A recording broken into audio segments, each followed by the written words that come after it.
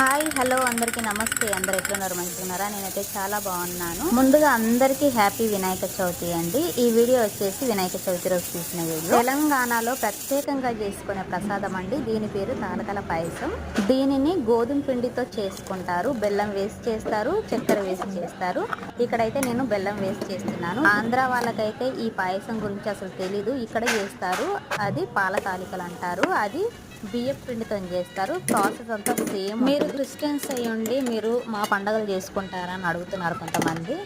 చేసుకుంటామండి, దాంట్లో తప్పేముంది. చిన్నప్పటి నుంచి మా పెద్దవాళ్ళు ఇట్లా అలవాటు చేశారు. ప్రతి పండగని ప్రత్యేకంగానే చేసుకుంటాను. ప్రతి ఒక్క వంటను అయితే చేసుకుంటారు. మా పిల్లలు దాని కోసం చేయకూడదు అనమాట. వాళ్ళు వంట చేసుకున్నారు, మనం ఎందుకు చేసుకోకూడదు అని చెప్పేసి నేను ప్రతి ఒక్క ఫెస్టివల్కి ఏం వంట చేసుకుంటారో అన్నీ మా పిల్లలకు చెప్తే నేను ఇంట్లో ప్రిపేర్ చేస్తాను. సో ఒంగోలులో ఉన్న వినాయకులనన్నీ ఇలా సాయంకాలం వెళ్ళి పిల్లలకు చూపించుకొని సరదాగా ఇంటికి వచ్చాము. ఇదండి వాటి